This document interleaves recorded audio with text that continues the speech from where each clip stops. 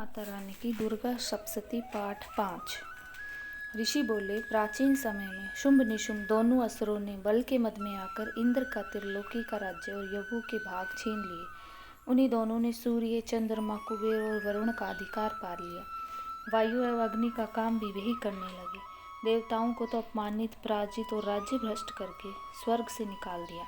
जिनके अधिकार उन दो असुरों ने छीन लिए थे, वे सभी पराजित देवता अपराजिता देवी का स्मरण करने लगे कि उस देवी ने तो हमें वर दिया हुआ है कि आपत्ति काल में मेरा स्मरण करने पर तुम्हारे महान संकट तत्क्षण में दूर कर दूंगी। यही वर विचार कर पर्वतराज हिमालय पर सभी देवता पहुँचे। वहाँ भगवती की स्तुति करने लगे।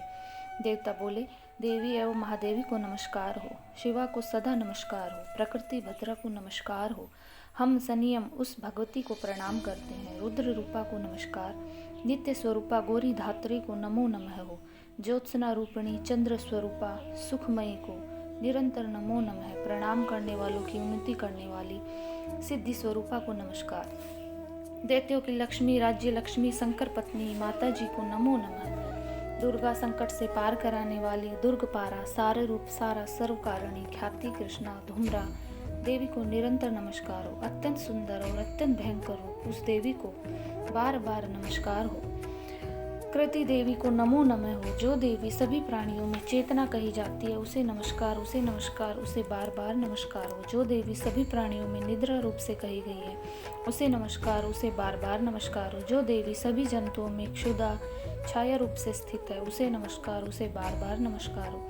जो देवी प्राणियों में क्षमा, शक्ति, तृष्णा रूप से स्थित है, उसे नमस्कार, उसे नमस्कार, उसे बार बार नमस्कार हो। जो देवी सभी प्राणियों में लज्जा, शांति और श्रद्धा रूप से स्थित है, उसे नमस्कार, उसे बार बार नमस्कार हो। जो देवी सभी प्राणियों में कांति रूप से स्थित है, उसे नमस्कार, उसे बार बार नमस्कार हो। जो देवी सभी प्राणियों में भ्रांति, कांति, लक्ष्मी लक्ष्मी रूप स्थित है, उसे नमस्कार, उसे बार बार नमस्कार हो।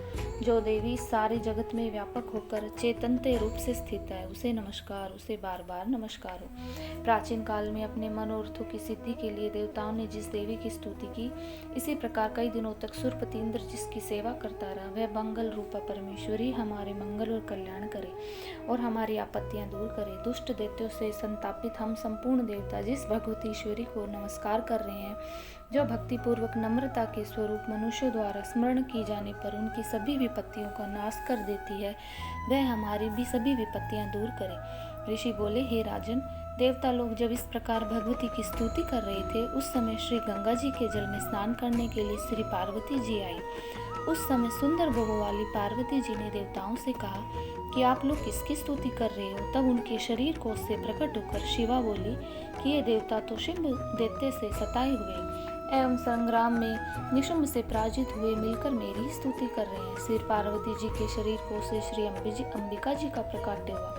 इसी कारण सारे संसार में कौशिकी नाम से प्रसिद्ध है। इस प्रकार जब कौशिकी प्रकट हुई, तब श्री पार्वती जी रूप में काली हो गई। हिमालय में रहने के कारण इनका काली का नाम विख्यात हुआ। उसके अनंतर शुंभ निशुंभ के नौकर चंड मुंड ने वहां आकर उस अंबिका देवी को देखा, जो उस समय परम सुंदर रूप धारण कर रही थी। उन दोनों ने शुभ दैत्य को जाकर कहा कि हिमालय को अपनी कांति से प्रकाशित करती हुई परम सुंदर स्त्री वहां बैठी है।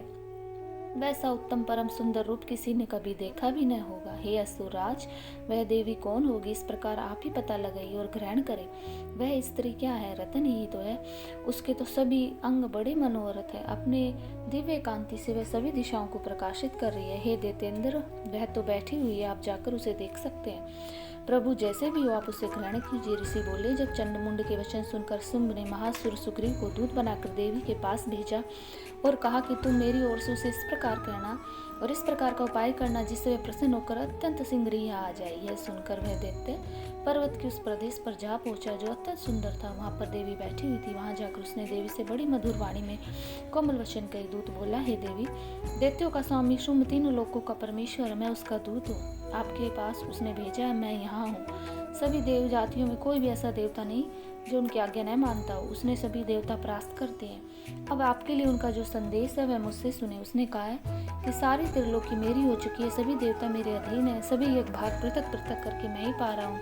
त्रिलोकी भर में उत्तम रतन मेरे अधीन हो चुके हैं। इसी प्रकार इंद्र के वाहन श्रेष्ठ ऐरावत हाथी को मैंने छीन लिया।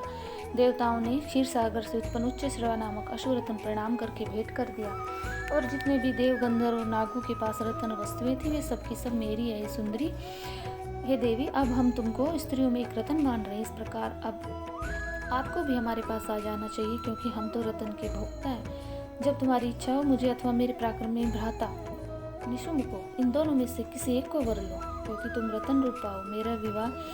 मेरे से विवाह करने पर तुम्हें अतुल ऐश्वर्य प्राप्त हो जाएगा। यह अपनी बुद्धि द्वारा सोच ले, फिर मेरे साथ विवाह कर ले। ऋषि बोले, जब इस प्रकार देवी जी से दूत ने कहा, तब जगत को धारण करने वाली भगवती देवी जी गंभीर होकर मंद मुस्कान करके वे बोली, हे दूत, तूने जो कहा वे सत्य है, मिथ्या कुछ भी नहीं। इसमें संदेह नहीं कि शुंभ त्रिलोकी का स्वामी और निशुंभ भी वैसा ही है, परंतु मैंने भी प्रतिज्ञा की हुई है।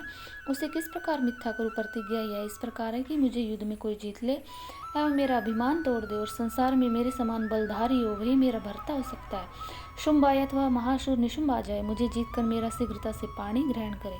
दूत बोला, हे देवी, तुम्हें अभिमान है जो इस प्रकार की बातें मेरे सामने कर रही हो? कहो भला, त्रिलोकी में ऐसा कौन सा पुरुष है जो शुंभ निशुंभ का सामना कर सके? सारे देवता तो उसके दैत्यों का सामना भी नहीं कर सकते।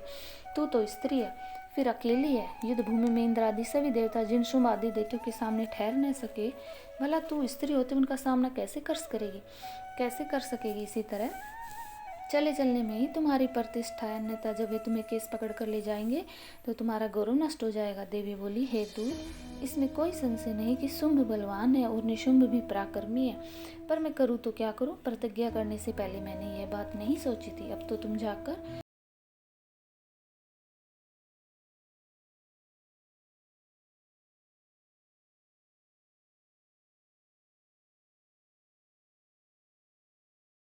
चैनल को लाइक, सब्सक्राइब और शेयर जरूर करें। धन्यवाद। जय माता दी।